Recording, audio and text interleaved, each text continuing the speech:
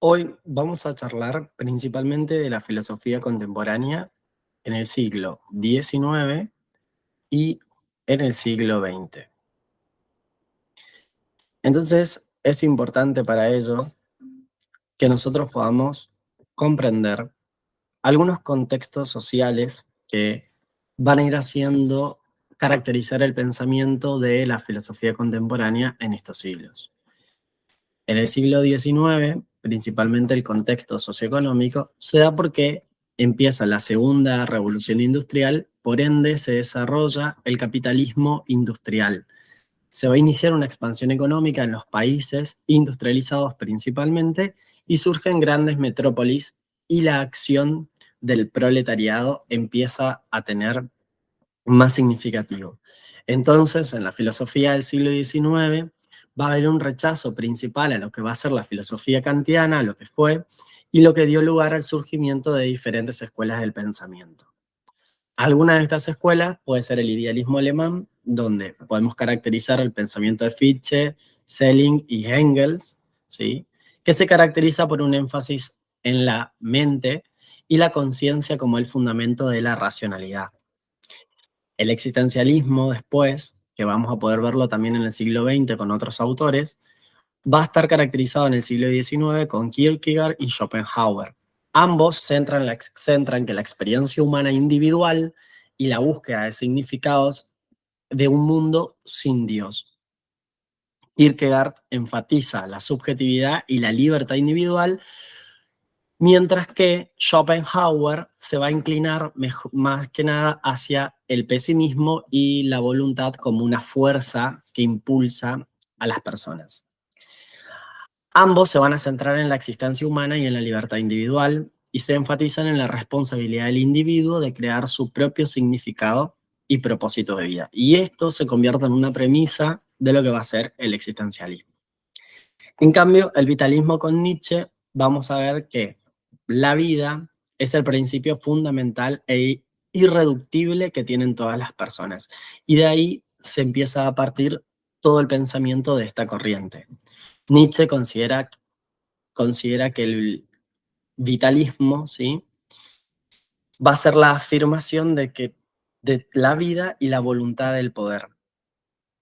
El vitalismo que plantea Nietzsche se basa en la concepción de la vida como un impulso creativo y dinámico que busca constantemente superarse a sí mismo.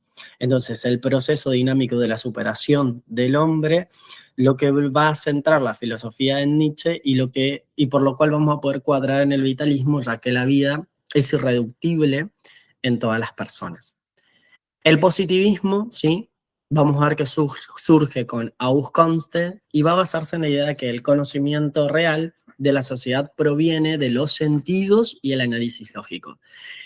La centralidad acá se va a dar en justamente esto, los sentidos y el análisis lógico de todos los fenómenos y de todo lo que ocurre en la sociedad. Comte creía que la sociedad, al igual que el mundo natural, operaban bajo leyes que se pueden ser descubiertas a través de la observación y de la experimentación. Toma estas dos fuentes que inicialmente pertenecen a las ciencias naturales y llevarlas al campo de las ciencias sociales. En cambio, nosotros podemos pensar ahora en una siguiente escuela que va a ser el utilitarismo, con Bentham y Stuart Mill. El, el utilitarismo va a ser una teoría ética, ¿sí?, que va a sostener que todas las acciones eh, son correctas en la medida que promuevan dos cosas, la felicidad y el bienestar, ¿sí?, del mayor número de personas. De ahí es que Bentham cree que la felicidad podría medirse en términos de placer y de dolor, y Mill creía que la felicidad también incluía los valores morales y espirituales. Entonces, acá vamos a ver cómo esta corriente empieza a debatir ya en la filosofía contemporánea cuestiones de ética.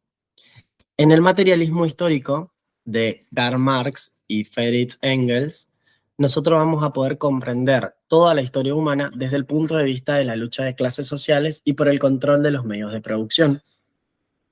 Básicamente, esto quiere significar que Todo el proceso para entender la historia de la humanidad y de los hombres tiene que darse en esta lucha que va a estar constante y que va a ser constitutiva de las sociedades y de la vida en común. Las clases sociales que luchan por los diferentes medios de producción y el control de estos medios de producción. En las escuelas pragmatistas, ¿sí?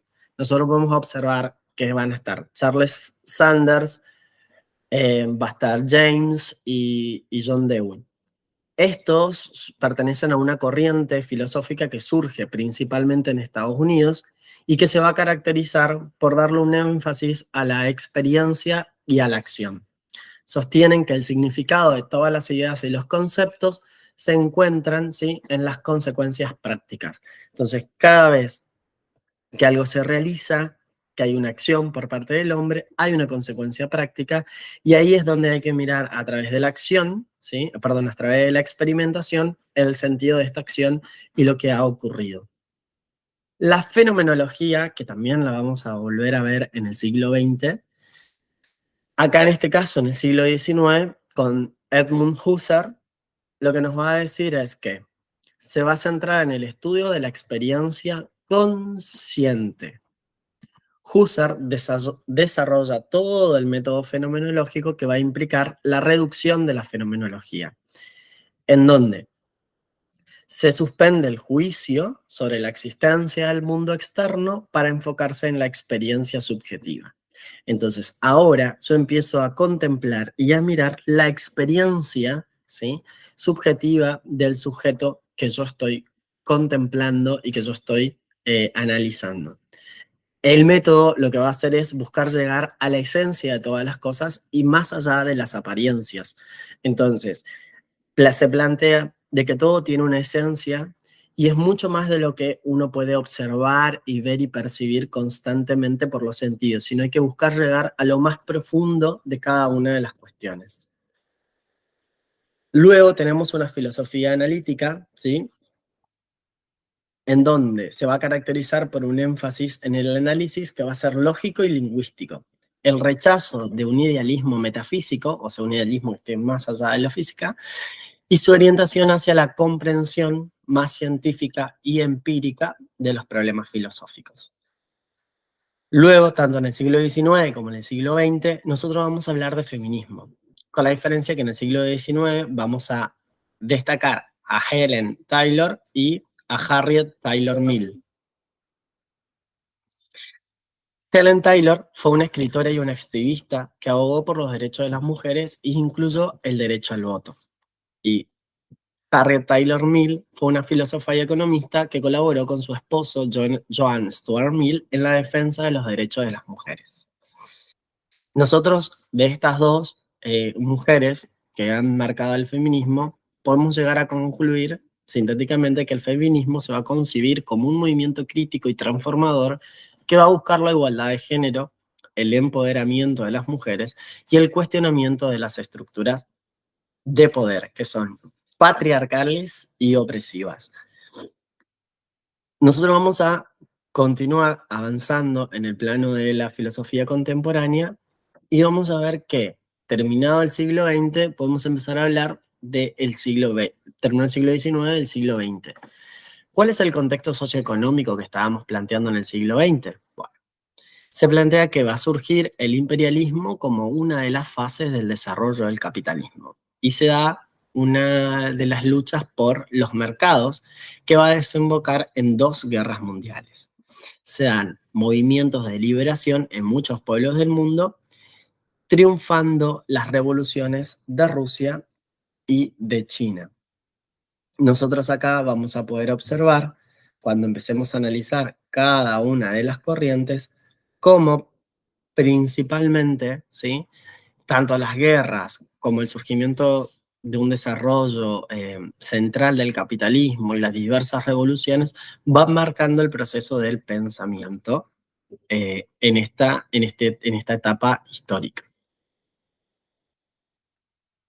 Vamos a entender que entonces la filosofía del siglo XX va a ser una hija de todos los problemas sociales, económicos y políticos, también científicos y filosóficos, y que se mueve entre afirmaciones y rechazos del pensamiento anterior. sea, vamos a tomar cuestiones del pensamiento anterior, lo vamos a aceptar o lo vamos a rechazar, y en esta lucha constante de interpretaciones y de concepciones y cosmovisiones es donde nosotros nos vamos a encontrar inmersos en el siglo XX. Y es importante, sí, que podamos entender cada uno de nosotros esta realidad. Bien, vamos a iniciar con la primera de las escuelas, ¿sí? Bien, vamos a iniciar con la primera de las escuelas, que va a ser la filosofía analítica, ¿sí? Y acá ya habíamos visto en la etapa anterior, y ahora vamos a pensar en Russell, Whitehead, George Edward Moore, Carnap, Neurath y Wittgenstein. Bueno, ellos, los que nos planteaban en esta escuela, es que esta corriente se va a caracterizar por su enfoque más analítico del lenguaje y la lógica para comprender los conceptos filosóficos. Entonces, todo va a pasar por la palabra, el lenguaje, por cómo y cuál es el vínculo que existe entre el pensamiento, el lenguaje y la realidad. En cambio, el existencialismo del siglo XX tenemos autores como Sartre, Heidegger, Simone de Beauvoir, Hannah Arendt, Jasper y Camus. En este caso, el existencialismo va a ser esta corriente filosófica que se centra en la experiencia individual y en la libertad del ser humano, y a partir de ahí se teoriza. Se enfatiza la responsabilidad individual y la autenticidad y la búsqueda de significados en un mundo sin valores preestablecidos. Entonces acá no hay valores preestablecidos porque la experiencia humana individual, ¿sí? Y la libertad de cada uno de los seres humanos es la que va a ir marcando y nos va a ir marcando hacia dónde ir en nuestras corrientes de pensamiento. Este existencialismo aborda temas como la angustia, la libertad, la responsabilidad, la autenticidad, la muerte y el significado de la vida desde esta perspectiva que les estuve diciendo. Explora la condición humana de un mundo donde no hay certezas absolutas y donde el individuo debe construir su propia existencia. En cambio, el estructuralismo de Saussure, ¿sí? Vamos a entender que Saussure es considerado el padre de la lingüística moderna porque propuso un estructuralismo con un enfoque para analizar el lenguaje. Este enfoque se basa principalmente en la idea de que el significado del signo lingüístico no reside en el signo en sí mismo, sino en las relaciones que mantiene con otros signos dentro del sistema lingüístico. Entonces Saussure nos enseña que este signo lingüístico no puede ser tomado y entendido aisladamente, sino en el contexto de todo el sistema lingüístico que está siendo atravesado. El estructuralismo filosófico del siglo XX se caracteriza por su enfoque en estructuras subyacentes y el cuestionamiento del humanismo. Su análisis sincrónico y su énfasis en el lenguaje como el modelo para entender la realidad social y cultural. Entonces, en el estructuralismo, estas diversas estructuras que existen, que vamos a tener que entenderlas adentro de un sistema, no van a llevar a nosotros a poder comprender la realidad social y la realidad cultural. El postestructuralismo con Foucault, Derrida y Deleuze, vamos a ver que es una corriente que surge en la década del 1960 como una crítica al estructuralismo, lo que estábamos hablando anteriormente, y se va a caracterizar principalmente por su enfoque en el lenguaje, la desconstrucción y la diferencia de este. Lyotard lo que nos dice es que él es muy conocido por su teoría de posmodernidad que se caracteriza por la fragmentación del conocimiento y la pérdida de los grandes relatos. Foucault, ¿sí?, es conocido por su análisis del poder y el discurso en todas sus obras, y Derrida es conocido en su teoría de la desconstrucción, que se basa en la idea de que el significado de un texto es siempre inestable, abierto a la interpretación. Entonces acá podemos ver que el estructuralismo a nosotros nos marcaba un sistema del cual teníamos que analizar, y el postestructuralismo empieza a cuestionar estas cuestiones del sistema y empieza a ver las diversas influencias que existan, ¿sí? Y la capacidad de interpretación que nosotros podemos tener. Entonces hay una desconstrucción del lenguaje también, no solo porque ya no es un único sistema, sino es un gran conjunto y hay que poder verlo en la totalidad y en la complejidad que esta amerita. En la hermenéutica con Hadmer y Ricoeur vamos a seguir nosotros viendo las cuestiones de los textos y las cuestiones de la lingüística o de las palabras, porque la hermenéutica va a ser una corriente filosófica que se va a centrar en la interpretación de textos y símbolos. O sea, ¿qué es lo que dice concretamente y qué es lo que significa ese símbolo que nosotros vamos a estudiar? Podemos ver que Gandel se centró en la experiencia del lector y en la importancia del contexto histórico de la interpretación. Entonces, ¿qué es lo que el lector está realizando y en qué contexto lo está interpretando? La misma obra, leída en un contexto histórico y en otro, van a ir significando lo mismo, y también la experiencia que va a hacer este lector con esa obra concreta. Y Ricoeur, por su parte, se centra en el papel activo del lector en la construcción del significado. El lector, mientras avanza en la obra, le va cargando de un significado que muchas veces quien la escribió no le haya dado. La fenomenología que vamos a ver acá con Menlut va a ser de que, por ejemplo, en su obra, la fenomenología de la percepción busca demostrar todos los límites del conocimiento científico. Supera las discusiones científicas y reconoce la experiencia del mundo vivido como una base de todo conocimiento. A su vez, considera que la percepción como un proceso activo y encarnado, donde el cuerpo y el mundo se van a encontrar completamente relacionados e inseparables.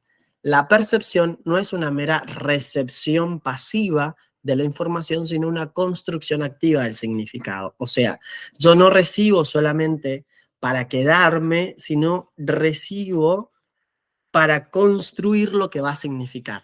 Entonces, ahí vemos la dinámica que existe en este proceso. Y por último, el feminismo del siglo XX, ¿sí? Donde nosotros podemos pensar en Angela Davis, en Cecilia Amorós, en Amelia Valcarcel, ¿sí? Ellas, por ejemplo, lo que nos van a mostrar es que son diversas activistas, ¿sí? Y diversas mujeres que han utilizado el pensamiento y la filosofía para ir rompiendo los estándares patriarcales, generar un empoderamiento de la mujer y una equidad y igualdad entre todas las personas. Angela Davis es una activista académica y filósofa afroamericana y fue una de las voces más influyentes del feminismo negro y la lucha del racismo y la opresión. Sus ideas sobre la interseccionalidad entre las razas, el género y las clases fueron fundamentales. La concepción de la interseccionalidad en este plano implica de que una persona está abordada por un montón de contextos y un montón de situaciones donde nosotros podemos ver cómo hay que comprender y abordar de una manera muchísimo más integral, ¿sí? Y esto hoy en día se discute la interseccionalidad social, por ejemplo, o la interseccionalidad en cuestiones de violencia, porque vamos a ver cómo no solamente la violencia es sufrida o es sufrida por una persona en un ámbito, sino en muchos ámbitos, por los diferentes caracteres y patrones que se empiezan a desarrollar. Cecilia Amorós es una filósofa, una filósofa feminista española que fue pionera en el desarrollo del feminismo de la igualdad y la crítica al patriarcado. Sus trabajos analizaron cómo las estructuras sociales y políticas han oprimido históricamente a las mujeres. En sus estudios, ella hace una gran síntesis de la historia para poder mostrar cómo hay una opresión sistemática a través de políticas, ¿sí? Y a través de estructuras sociales hacia las mujeres y la intencionalidad de poder derribar esto, ¿no? Después nosotros tenemos a Amelia Valcárcel, que es una filósofa y política española, que fue una de las principales pensadoras del feminismo de la igualdad. Entonces, defendió la necesidad de una igualdad que sea real entre hombres y mujeres en todos los ámbitos de la sociedad. Firestone lo que dice es una teórica feminista radical canadiense y fue una de las principales exponentes del feminismo de la diferencia. Cuestiona las estructuras de poder patriarcales y aboga por la liberación de las mujeres a través de una revolución social y cultural. Y luego nosotros tenemos el utilitarismo de Peter Singer, que lo que nos va a decir es que el utilitarismo es la posición moral que busca maximizar la felicidad y el bienestar del mayor número de personas posibles. Entonces, Peter Singer, lo que es un filósofo australiano, que ha defendido el utilitarismo en sus escritos y ha aplicado sus principios en una amplia gama de temas, ¿sí? Incluyendo la ética animal, la bioética y la pobreza global. Entonces podemos ver cómo acá el utilitarismo amplía, ¿sí?, el espectro de acción y empieza a pensar y en la búsqueda de la mayor felicidad y del mayor bienestar de la mayor cantidad de personas posibles, ¿no? Y, y en todos sus temas, Peter Singer lo que nos va a hacer a nosotros es darnos esta visión en temas donde antes no se daban estas concepciones. Luego tenemos la famosa escuela de Frankfurt, ¿sí?, que en la escuela de Frankfurt es el grupo de pensadores alemanes que van a criticar a la sociedad industrial moderna y el impacto en la cultura y en la vida individual. Entonces, fíjense cómo este grupo de pensadores se centra en esto, en la crítica a la comunidad industrial moderna y el impacto de esta en la cultura y en la vida de los individuos. Horkheimer es fundador y director del Instituto de Investigación Social y fue un filósofo y sociólogo que analiza la industria cultural y la razón instrumental. Después tenemos a Adorno, que es un filósofo, también es un sociólogo y museólogo que es conocido por la crítica a la cultura de las masas y la teoría de la dialéctica negativa. Habermas es sociólogo y filósofo y se centra en la teoría crítica de la sociedad y la comunicación y desarrolla el concepto de la esfera pública. Benjamin es un crítico literario, filósofo y ensayista que es reconocido por sus trabajos sobre la estética, la historia y la cultura. Cómo estos tres pilares, ¿sí?, van a influir en el desarrollo individual de las diferentes personas. Marcuse es un filósofo y sociólogo que se enfoca en la crítica al capitalismo y a la sociedad industrial. Y su obra tuvo un gran impacto en los movimientos estudiantiles de la década de 1960. Luego, otra escuela que tenemos es el objetivismo con Ayn Rand, ¿sí? El objetivismo es la filosofía que crea esta autora y se basa en el individualismo racional, el egoísmo racional y el capitalismo laissez-faire. Esto implica que los principios claves del objetivismo implican la razón como el único medio para adquirir el conocimiento, el egoísmo racional como la moralidad que va a guiar las acciones del individuo y el capitalismo donde el Estado está fuera de las acciones del mercado como un sistema económico ideal, o sea, sin involucramiento. Y el generativismo, ¿sí?, con Chomsky, podemos ver que es una teoría lingüística que intenta explicar las estructuras y los principios profundos del lenguaje. Postula la existencia de una gramática universal innata que permite a los humanos adquirir y producir el lenguaje.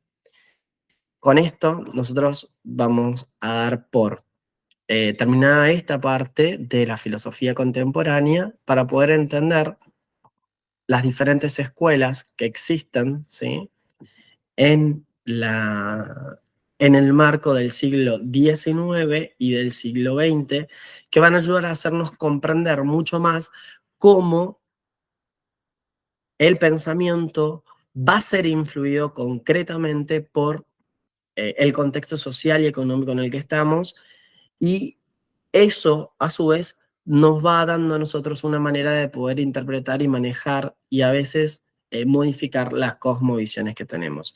Entonces, la riqueza de la filosofía contemporánea se va a dar justamente en la variedad de interpretaciones que vamos a tener. Y de ahí poder entrar en temas claves y centrales para poder abordarlos y entender de qué se tratan las problemáticas filosóficas contemporáneas.